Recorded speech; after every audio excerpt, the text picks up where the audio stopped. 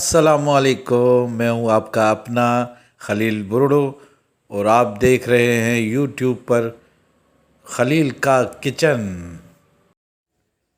दोस्तों, आज मैं आप लोगों को बनाना सिखाऊंगा खोए और नारियल के साथ लड्डू। ये बहुत ही अच्छे और बहुत ही टेस्टी लड्डू तैयार होते हैं। तो मैंने सोचा कि आप लोगों को भी इसकी रेसिपी दूं। आप लोग भी बनाना सीखिए और घर में साफ़ सुथरे खोए और नारियल के लड्डू बनाकर ख़ुद भी खाएं और बच्चों को भी खिलाएं। ये मैंने 1.5 किलो दूध लिया है और अब जब तक दूध में उबाल नहीं आता तब तक आपको घुमाना है। तो देखिए, ये मेरा उबाल आ चुका है। मैं मुसलसल दूध को घुमाता रहा और उबाल आने के बाद फिर आप क्या करें कि आप इसकी मीडियम आंच कर दें और फिर वक्फे वक्फे से आप बीच में चम्मच की मदद से आप इसको घुमाते रहें। फिर छोड़ दें, फिर जैसे ही उबाल आए फिर इसको थोड़ा सा घुमा दें, क्योंकि इसके ऊपर मलाई आ जाती है तो उस मलाई को मिक्स करना होता है दूध के साथ। और दूध हमारा रिड्यूस होता जाएगा, गाढ़ा होता जाएगा और हम मलाई को मिक्स करते जाएंगे। तो इस तरीके से ये दूध हमारा जाके बचेगा, कोई तकरीबन 30% दूध हमारा रह जाएगा। 70% हम दूध का पानी सुखा लेंगे और 30% हम दूध को रहने देंगे। तो ये देखिए, अब हमारा दूध गाढ़ा हो रहा है और जब तक ये बिल्कुल 30% तक गाढ़ा नहीं होगा तब तक हम इसको पकाते रहेंगे। दूध हमारा आधा खुश्क हो चुका है और जब आधा खुश्क हो जाए तो आप इसमें कोई सा भी कलर डाल सकते हैं। लोग ग्रीन कलर भी डालते हैं और येलो कलर भी डालते हैं, ये दोनों फेवरेट कलर हैं। वो डालिए आप थोड़ा सा पिंच बराबर।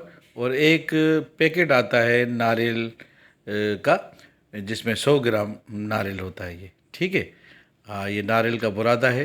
ये 100 ग्राम हमने एक पैकेट इसके अंदर शामिल किया है और अब हम इसे गाढ़ा होने तक पकाते रहेंगे।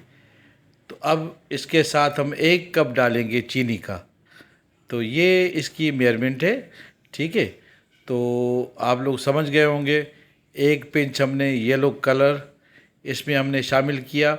100 ग्राम का पैकेट आता है नारियल का बुरादा, वो हमने शामिल किया और 1 कप चीनी का शामिल किया।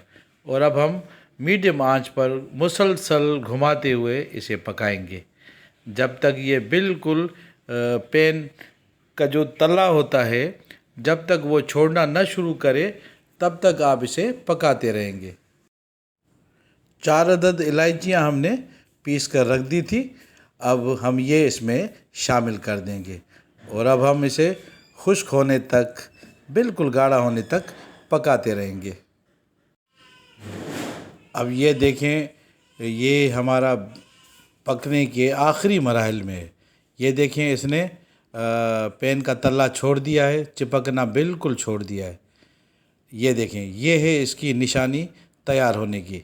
तो ये जो जी हमारा बैटर जो है वो तैयार हो चुका है, मुकम्मल तैयार हो चुका है। अब हम इसे एक हमने शीशे का पैन ले लिया था, उसको ग्रीस कर लिया था हमने घी के साथ। तो ये सारा बैटर जो है वो हम उस शीशे वाले बाउल में शिफ्ट करेंगे।